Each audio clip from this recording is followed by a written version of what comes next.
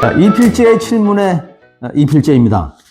오늘은 우리 사회의 대표적인 참여 지식인 참여파 학자 우희종 교수를 만납니다. 어서 오시죠. 네, 안녕하십니까. 예, 아유, 반갑습니다. 사실은 우 교수가 저하고 이 고등학교 동기입니다. 우리 친구인데요. 네. 제가 이 존경하는 친구고, 아유. 저희 동기들 가운데서는 가장 가장 지명도가 높은 그런 동기입니다. 정말 그런가요? 맞습니다. 네. 우 교수님, 네. 제가 알기로는 이제 자연계열 교수 최초로 민주화를 위한 전국교수협의회, 민교협 네. 상임 공동의장으로 선출되셨었고, 네. 또 정당을 만들어서 당 대표도 지내셨지 않습니까? 네, 그렇죠. 저도 기자 지망생 대상 강의를 할 때면은 이거 제가 만든 말인데 역사의 현장에 알리바이는 없다. 뭐 이런 얘기도 하고. 네. 아담 너는 어디에 있었니? 하이니베에 그게 그렇죠. 딱 연상되는데요. 예, 그러니까 예컨대 촛불 집회 때는 어디 있었니? 뭐 이런 거죠. 혹은 뭐 요즘 같으면 이제 응원봉 집회인가요? 그렇죠. 네, 비투혁명. 네. 그런가 하면 지식인은 가오로 산다. 가오로 산다. 이건 뭐 일본말에서 좀 그렇습니다만 네네. 그런 얘기도 하는데 이렇게 한번 여쭤보겠습니다. 왜 학자를 포함해서 지식인이 사회 참여를 해야 합니까?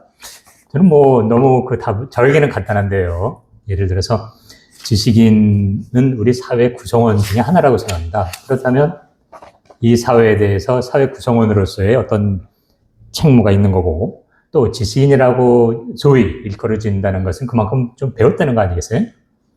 그 배워오는 과정 중에 물론 당연히 이제 부모님, 가족 있지만 또한 사회에 이 빚진 것도 또한 있다고 저는 생각합니다. 그런 면에서 이 지식인이건 뭐 꼭 지식인 아니더라도 우리 사회의 일에 대해서는 누구나 이제 자기 입장이나 자기의 소신을 말해야만 되는 때가 있다고 생각합니다.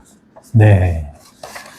여러 참여가 있습니다만은 요즘 같은 시절은 이제 정치 참여랄까, 혹은 선거 참여, 이게 굉장히 중요한 이슈인데 말이죠. 네네.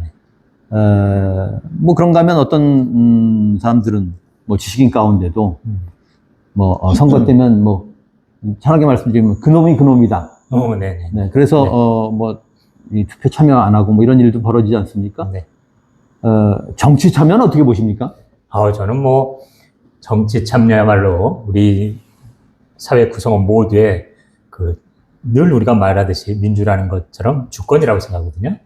그런 면에서 이제 방금 말씀하신 것처럼 그놈이 그놈이라든지 아예 그거 뭐 해도 안 되는데 이런 정치 냉담 내지는 이런 무시는 사실은 이 우리나라의 이 양당 정치 체제가 좀 빚어낸 결과라고 생각합니다. 왜냐하면 모든 정당들이나 정치인들이 우리 사회에 나가야 할 바를 얘기하거나 우리 사회가 이렇게 우리는 만들어 갑시다라는 얘기를 하기보다는 그저 거대 양당이 상대방 비난만 하면 그래 아이 저놈 나쁘지 차악의 선택이야 이러면서 또 이쪽으로 오고 이렇게 시계추처럼 그리고 비난만 하면 어부지리로 얻는 이 정치 문화가 있다 보니까 제가 이렇게 저도 뭐 어릴 때부터 이제 쭉 독재 정권도 겪어봤습니다만 정말 제대로 우리 사회 비전과 전망을 얘기하기보다는 늘 서로 비난하는 문화였어요. 그러다 보니까 지켜보는 많은 분들이 아유 정치 정말 왜 저래 왜 싸우기만 해 정말 정치는 안 좋네. 그렇지만 정치만큼 우리들의 삶에 정말 직접적인 영향을 주는 건 없기 때문에 그러한 어떤 정치인들의 그런 혐오와 갈등의 구조에서부터 우리 스스로 벗어나는 건 중요한 것 같습니다. 네. 그러게요. 이 양당, 사실상 양당제 하에서 그렇죠. 이제 적대적 의존 관계랄까? 그렇죠. 네. 또는 남북 관계도 그런 측면이 있지 않습니까? 맞습니다. 적대적 의존. 네. 네. 이런 그 상태에서도 우리가 이 정치에 참여한 건 의미가 있다. 그렇죠. 이렇게 보시는 거죠. 네. 네. 지금 아주 좋은 말씀 해주셨는데요. 남북 관계도 그렇다라고 말씀해 주셨잖아요. 바로 저는 이 지점이 아주 우리 사회에 가장 근간에 있는 게 남북 분단 상황이고 이 분단 상황 때문에 소위 현실적인 양당 정치가 어쨌든 그 상대방 비난 또 혹은 남북 비난 사실 공생과 한반도 평화라는 개념으로부터 출발하면 정치권도 함께 어떻게 풀어가자는 논의가 될 텐데 그게 참 안 되는 것 같습니다. 네. 이제 오늘이 이 조기 대선 본투표일이지 않습니까? 내일이면 새 정부가 출범하는데요. 새 정부, 어찌 보면 새 대통령에게 어떤 주문을 하시고 싶습니까? 네, 저는 뭐 한마디로 말하면 두려워 말라라는 말을 하고 싶습니다. 어떻게 보면은 국민들이 뭐 예전 광화문 촛불도 그렇고 이번 두 대통령의 탄핵을 불러온 또 응원봉 촛불, 이 촛불이 원하는 게 뭔가, 이 결국 두 대통령을 탄핵시킬 수 있었다는 것은 그만한 열망과 기대가 있는 거 아니겠습니까? 그런데 광화문 촛불로 탄생했던 당시 문재인 정부는 사실 이 사회개혁을 이루기는커녕 그 윤석열 정부를 탄생시켰죠. 네. 그래서 이번에는 어떻게 보면은 그 당시 그럼 왜 못했냐 보면은 결국은 기득권 세력에 맞서 싸우기를 두려워했던 것 같아요. 이건 좋게 말한 거고요. 네. 사실은 민주당도 그 당시 국진당도 서로 이미 기득권이 돼가지고 네. 방금 말씀한 것처럼 적대적 공생관계다 보니까 상대방을 개혁한다는 건 결국 자기를 개혁한다는 거니까 못했던 것 같습니다. 근데 어쨌든 이번에 윤석열 정권을 탄핵하면서 새로 자리에 취임하는 대통령은 그러한 문재인 정부의 뭐라고 할까요? 뭐 실수라고 할까요? 그것을 이제 넘어서 과감하게, 그러나 기득권이란 건 언제나 정말 막강한 자원을 가지고 저항합니다. 그거를 뚫고 나갈 그 당당함이 있어야 되죠. 그래서 저는 두려워하지 말라는 말을 남기고 싶습니다. 네. 그러게요. 어찌 보면은, 지난, 뭡니까, 대법원의, 뭐 파기환송 그런 판결이랄지, 네. 또, 주기현 판사였던 그런. 그렇죠. 네. 뭐 합법적 탈옥 뭐 이런. 시간당 따져서 뭘 어떻게 구속하니만이. 이게 이제 기득권 동맹이 작동한 결과 아닌가 그런 생각이 듭니다. 공감합니다. 네. 예. 알겠습니다. 이런 질문을 드려보겠습니다. 오 교수님은 뭐 관심사가 다양하고 또 네. 취미 등장이 다양하십니다. 하죠. 네. 그렇게 표현할 수도 있겠습니다만 저는 르네상스맨 같습니다. 예. 이렇게 좋은 말씀을. 예. 저는 사실 별무취미인데요. 제가 한번 검색을 해봤더니 네. 맞습니까? 다도, 네. 검은고, 몰트 위스키, 네. 스쿠버 다이빙, 스노우보드, 복싱, 네. MTV 이거 다 하신 거예요? 그렇죠. 서울대 복싱부도 제가 창립을 했으니까요. 네. 네. 요즘은 주로 어떤 활동에 끌리시나요? 이제 뭐 정년 퇴임했으니까 인생 좀 조용히 살아야 되지 않냐 그래서 주로 자기 마음 공부하는 거. 네. 뭐 원래 사실 제 사회활동 자체가 약간의 종교적인 제 어떤 마음으로 시작한 거기 때문에 요즘 그런 마음 공부 모임하고, 또 하나는 요즘 이제 건축 공부하는데 아주 취미를 들였습니다. 우리 꼬맹이 때다 그러잖아. 뭐 집도 뭐 이렇게 지어보고 막 이런. 그래서 좀 건축 설계를 잠깐 배우고 있습니다. 네. 마음 공부, 뭐, 네. 짐작이 갑니다만, 네. 마음 공부 왜 하고, 마음 공부하면 뭐가 좋습니까? 뭐 간단히 비유를 하자면 우리가 이제 우리 몸도 나이 들어가면서 이제 성인병이 생기잖아요. 네. 그래서 늘 운동을 해야 되는 것처럼 우리 마음도 이렇게 살다 보면 마음의 성인병이 생기는 것 같습니다. 소위 꼰대병이라고 해도 되고, 혹은 뭐 어떤 정말 자신에 대한 어떤 존재 의미에 대한 어떤 젊었을 때 그 열정보다는 당장의 이해관계에 그냥 이렇게 되는 게 이제 저는 마음의 중년병이라고 생각하거든요.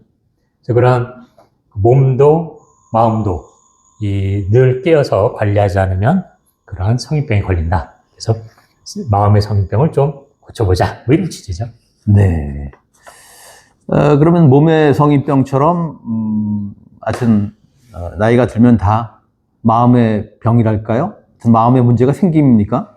뭐 사람마다 정도는 다르죠. 그러나 깨어있지 않고 우리도 그냥 몸하고 아주 생각 딱 똑같아요. 그냥 신경 안 써서 막 먹고 마시고 그러면 이 커치 포테이토라고 그래서 하여튼 이 몸도 나빠지는 것처럼 마음도 항상 뭐 제가 알다시피 우리 입제 대기자님은 뭐 교회도 열심히 나가는 것처럼 이렇게 늘 자기를 성찰하는 게 없으면 당장의 눈앞에 이게 쫓아다니게 되는 것 같아요.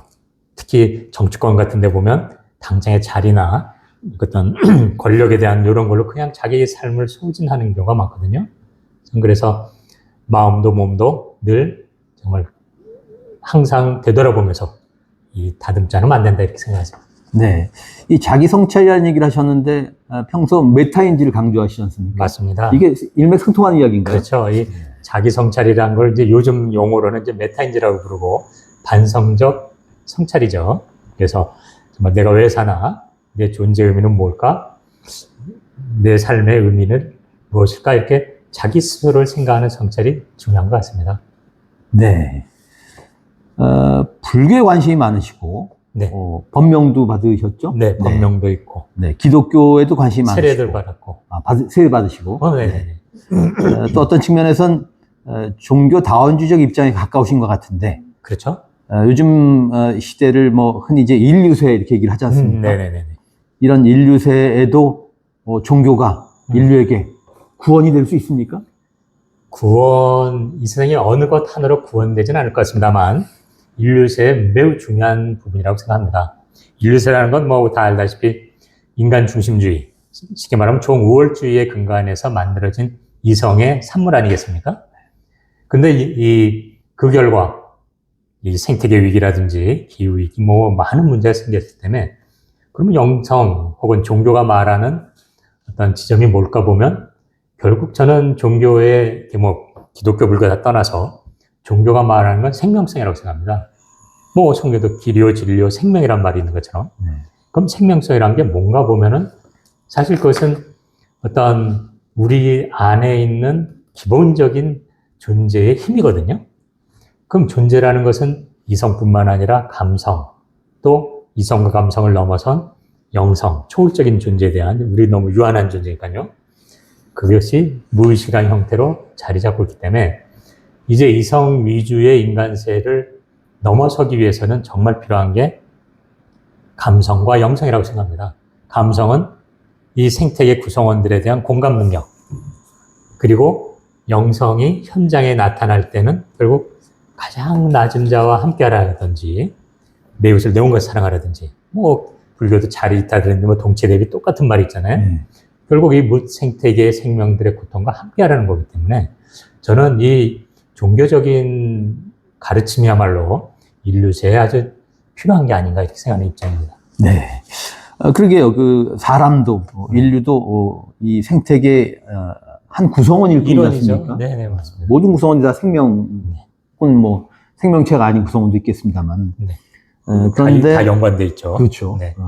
그게 뭐 요즘 신유물론에서 많이 강조하고 있습니다. 네.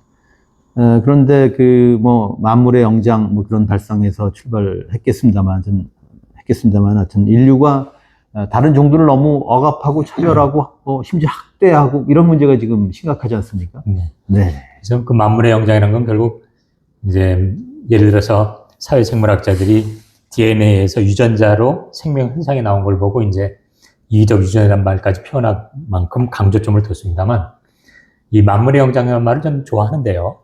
만물의 영장이 담고 있는 것은 이 세상에 무수히 많은 생명체 중에 조금 전에 말씀하신 메타인지가 가능한 생명체가 인간이거든요. 이럴 때 인간은 인간만이 아니라 다른 종에 대해서도 생각할 수 있는, 동물들은 다른 종에 대해서 그렇게 뭐 배려하거나 이런 건 없습니다. 그러나 메타인지를 가진 인간만이 바로 이 생명들에 대한 어떤 공감과 그들의 배려를 할 수 있는 거기 때문에 저는 만물의 영장이라는 말을 좋아합니다. 그 만물의 영장이라는 말이 동물을 지배하고 착취하고 학대하는 게 아니라 그들과 함께하라는 이 신학적인 관점을 저는 굉장히 좋아하죠. 네. 그러니까 우리가 집에서 키우는 반려견이랄지 반려묘뿐만 아니라 모든 생명체가 다 반려종이다. 그렇죠. 이런 자세가 필요하다는 말씀이죠. 그렇죠. 도너 해러웨이가 아주 반려종이란 말까지 썼습니다만, 그래서 제가 이제 선대본부에 그 동물권위원회 위원장을 맡고 있습니다만, 많은 분들이 동물권, 그러면 너무 이상한데? 야, 사람처럼 하자는 거야? 이렇게 오해하시는데요. 방금 말씀해 주신 것처럼 이 각 동물의 생태계 내 주위에 맞게 삶의 질을 보장해 주자는 게 바로 동물권이자 지금 말씀해 주신 것처럼 생명에 대한 사랑이죠. 예. 요즘 젊은 세대는 한국 전쟁 이래 최초로 부모보다 못 살 것이 확실시된다. 이런 얘기를 하고 또 직장이 아니라 지금 젊은 세대는 직업을 세우면 바뀔 거다 이런 전망도 하는 것 같습니다만은 우 교수님의 인생 경험이랄지 그동안의 그런 지식을 바탕으로 해서 젊은 세대에게 좀 조언을 주신다면은 네. 어떤 말씀을 하시겠습니까? 글쎄요, 제가 뭐 조언을 드릴 만한 위치도 아니라서 굉장히 조심스럽습니다만, 굳이 저는 뭐 이게 나이를 떠나서 땡기는 대로 사는 게 중요하다라고 강조합니다. 이게 이제 땡기는 대로 산다고 그러면 사람들은 종종 자기 수준에 따라서는 욕망에 만족을 위해서 살아 이렇게 생각하지만 그게 아니라 삶의 주인공이 되라라는 말이거든요. 그래서 뭐 굳이 표현한다면 관계에 깨어서 땡기는 대로 살아라는 말을 하는데요. 사실 우리는 관계로 이루어져 있지 않습니까? 나의 존재 자체가 이미 타자와의 관계성 속에서, 사회와의 관계성에서 존재하는데, 이 안에서 그렇다고 해서 개인의 삶이 묵살돼서는 절대 안 된다고 저는 생각합니다. 그래서 젊은이들 중에 이제 갈등하죠. 저도 그랬습니다만, 내가 원하는 삶을 살아야 될지, 혹은 사회의 어떤 가치나 사회적인 요구에 따라 살아야 될지 좀 갈등했던 게 대학 시절이었던 것 같아요. 그 당시 뭐 시위도 나가고 막 이러면서도 또 한편 종교적인 어떤 문제에 갈등하면서, 근데 어느 게 답이라기보다는 자기를 들여다봐서 내가 진짜 원하는 거를 추구하며 살면 설령 객관적으로 좀 뭐 지위나 뭐 권력만을 위해서 막 매진한 사람보단 조금 덜할지 못해도 정말 난 행복하게 살았어, 내 삶을 살았어라는 말을 할 수 있지 않을까 생각합니다. 네. 제가 한때 멘토링 인터뷰를 하면서 네. 직업 선택과 관련해서 이런 질문을 한 일이 있습니다. 자신이 좋아하는 일, 잘하는 일, 안정적인 일, 사회적으로 선망의 대상이 되는 일, 어떤 일을 해야 되는가 이렇게 물었었는데 우 교수님 같으면 어떤 권유를 하시겠습니까? 저는 뭐 흔들림 없이 좋아하는 일이죠. 왜냐하면 좋아하는 일을 할 때 잘할 수 있고, 그리고 그거 할 때 정말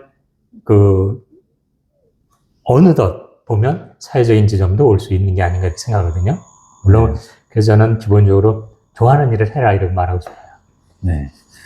그러니까 요새 세상의 풍조, 그러니까 문과생은 법대 가고, 이과생은 의대 가고, 이건 경계해야 된다는 말씀으로 해석해도 되겠습니다. 저는 솔직히 그렇게 생각합니다. 네, 그런 어떤 안정적인 거나 사회적인 어떤 지위를 보장한다 하지만, 사실 요즘은 이제 고령화 시대로 거의 뭐 80세, 100세까지 얘기하지 않습니까? 이 사회란 건 생각보다는 빨리 변하는 것 같아요.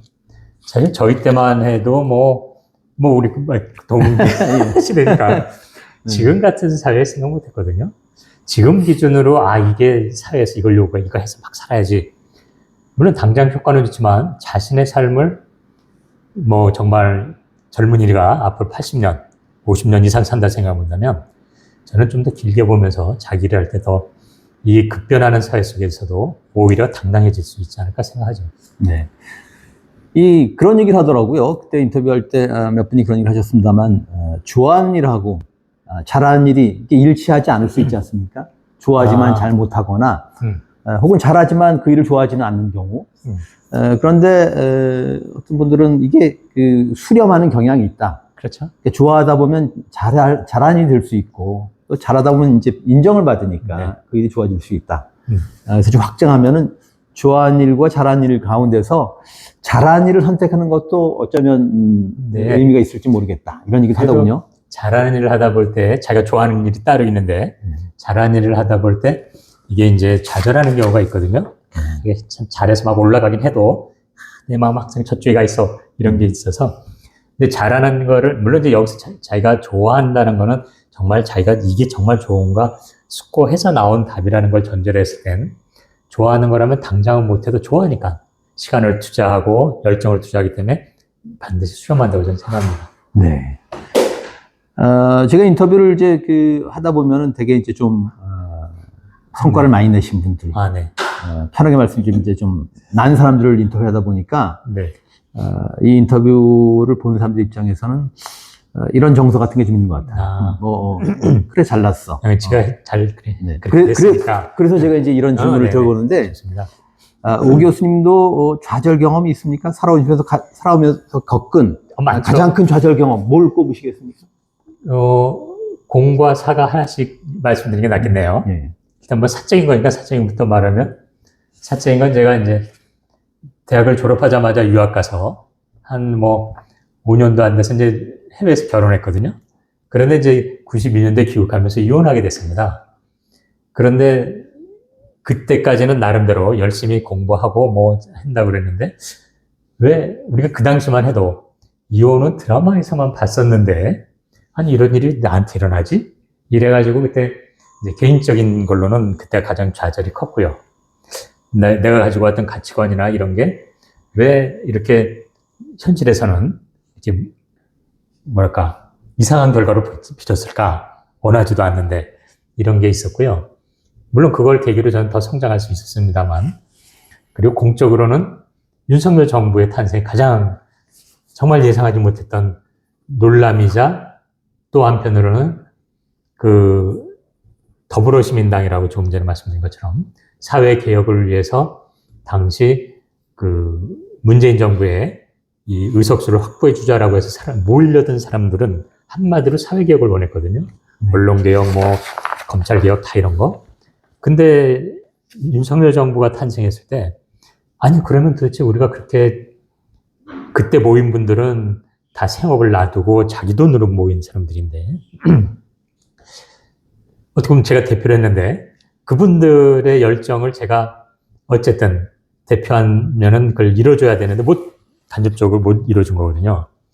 그럼 그때 저는 굉장히 좀 물론 윤석열이란 인물 자체가 대통령이 될까는 생각도 못했었지만 그때 정말 좌절했던 것 같습니다. 공적으로는 이게 사람들이 모여서 이렇게까지 해도 안 되는 게 있구나.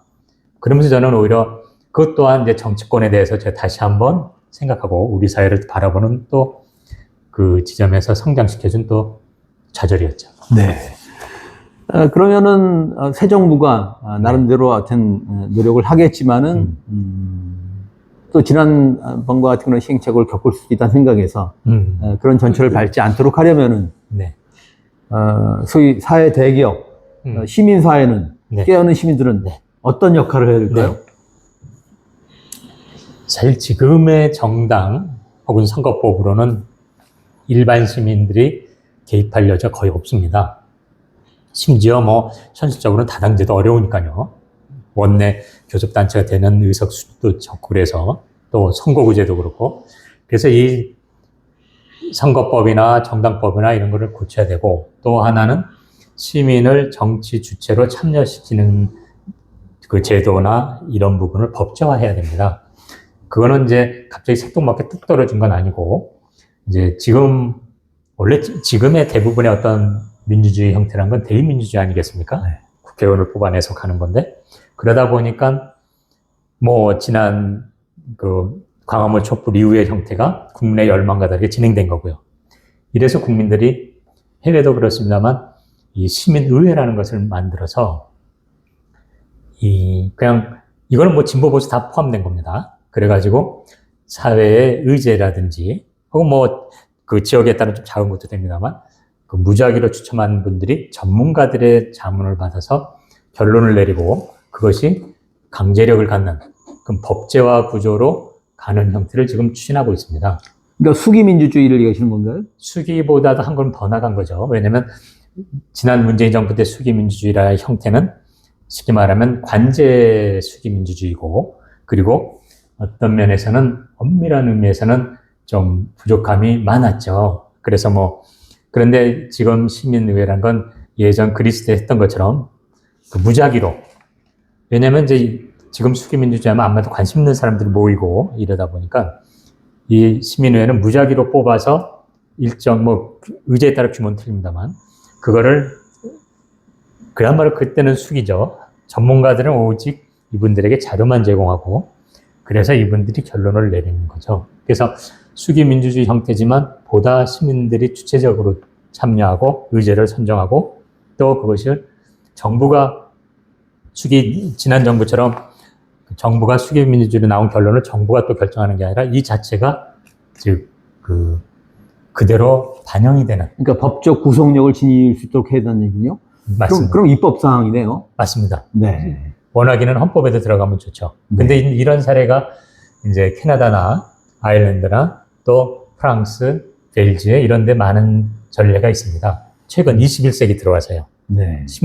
뭐 구체적으로 말하면 2010년 이후로 그런 형태가 나타나고 있죠. 그게 가능한 것은 사람들은 이제 그런 생각을 해요. 아, 이게 가능할까? 지금은 우리가 코로나 시대를 겪으면서 자기 의사를 휴대폰으로 실시간 보낼 수 있거든요. 네. 그래서 이게 기술적으로 지금 시민의회에 이런 어떤 뒷받침은 충분히 가능합니다. 그래서 뭐 10,000명이 모여서 할 수도 있는 거고요. 네. 그러니까 직접 민주주의를 강화할 수 있는 그런 기술적 변화가 이루어졌습니다만은 네. 문제는 이걸 어떻게 정치권에 투입해서 그렇죠. 입법할 것이냐. 아, 좋은 점입니다. 네. 결국 그래서 이게 뭐 한 번에 확 바꾼다는 건 이미 그동안 내려온 게 있는데 또 이거는 그래서 보완 형태로 일단은 갖도록 지금 고민 중입니다. 지금 계속 이제 저희가 논의하고 그리고 정치권하고도 계속 끊임없이 얘기하고 국회에서 그래서 이제 토론회를 좀 열고 있거든요. 시리즈로. 그래서 이 특정 어떤 범위를 둔다든지 이래서 대의민주주의와 준직접민주주의 시민회를 보완하는 형태로 가고 물론 이게 어느 정도 숙성이 되고 잘 진행되면 뭐 보다 뭐 이 균형은 어느 쪽이 더 커질 수는 있겠습니다만 일단은 이거를 지금 법적 구성을 갖기 위해서 법제화하는 거 이게 아주 현안입니다. 네. 이러기 위해서 또 문제는 국민들이 시민의회가 뭔지 왜 우리가 이것이 필요한지 이거에 대한 어떤 인식 전환도 저희들이 많이 노력을 해야 되죠. 네. 그러니까 촛불혁명은 좌절했지만 빛의 혁명은 실패해서는 안 되게. 그렇죠. 네. 아, 좋은 편이십니다. 예. 네. 아까 윤석열 실명이 나왔는데, 저는, 개헌을 한다면, 혹은 뭐, 원포인트 개헌을 한다면은, 이 결선 투표제를 도입해야 한다는 생각을 하는데, 좋습니다. 네. 예. 87년 체제가 성립할 당시에도 저는 삼김이 담합을 해서 결국 결선 투표제가 좌절했다는 생각을 합니다. 사실 지난 대선, 네, 그렇죠. 이번 대선 말고 지난 대선 때도 결선 투표제가 도입돼 있었다면 윤석열 안 됐겠죠? 안 됐죠. 네. 네. 그런 점에서 국민이 뽑았다 이건 절반의 진실 같습니다. 결국 그 제도의 한계로 윤석열이 나오지 않았습니까? 네. 뿐더러 저는 이제 그 내일이면 새 정부가 출범합니다만은 지금 새로 출범할 것으로 예상되는 그 정부가 정권 재창출, 네. 2기 비체혁명 정부까지 탄생시켜야 그래야 성공한다고 생각을 합니다. 아, 건강합니다. 네. 네. 그러기 위해서는 진짜 지난 촛불 정부가 약속했던 것처럼 위성 정당이 나오지 않게끔 선거법도 바꾸고 선거구제도 지금 그냥 소선거제로 어느 한쪽만 가서 이게 진짜 지금 말씀하신 대로 서로 그냥 두 당 간에 이런 얘기가 되고 반쪽이 되다 보니까 이런 전반적인 논의를 새 정부는 꼭 했으면 좋겠습니다. 네. 아까 뭐 조안위를 해라 그런 이제 조언을 주셨는데, 네. 그러나 현실은 말씀드린 대로 문과는 법대 가고, 하여튼 이과는 하여튼 의대 가고, 이런 풍조가 이제 너무 만연하다 보니까, 어떤 비평가가 그 의정 갈등을 그렇게 표현한 일이 있습니다. 문과 1등 괴물 윤석열, 이과 1등 괴물 의사 집단이 격돌했다. 한 단면이다만, 공감이 가는 지적이었던 것 같습니다. 그렇죠. 저는 우리 사회 폐해 중에 하나가 지운 말로 엘리트주의라고 생각하거든요. 그러니까 뭐 문과건 이과건 엘리트들이 어떤 일종의 기득권 세력을 형성해서 그 안에서 괴물이 탄생하게 되는 전 그런 맥락에서 공감합니다. 그 말씀에. 네. 자, 마지막 질문입니다. 세븐스 퀘스천인데요. 이렇게 한번 여쭤보겠습니다. 만일 오희종의 인생 사용 설명서, 냉장고 사용 설명서죠. 그런 게 있다면 거기엔 뭐라고 적혀 있을까요?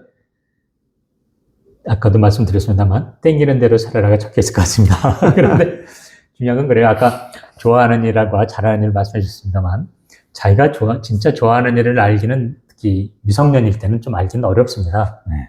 그래서 이 좋아하는 일에 대한 어떤 질문이 그렇기 때문에 그렇게 말씀드린 거고 저는 그냥 통칭해서는 이 호기심, 질문을 하고 살자라는 걸 좀 강조합니다. 그래서 땡기는 대로 살기 위해서는 질문을 해야 되거든요.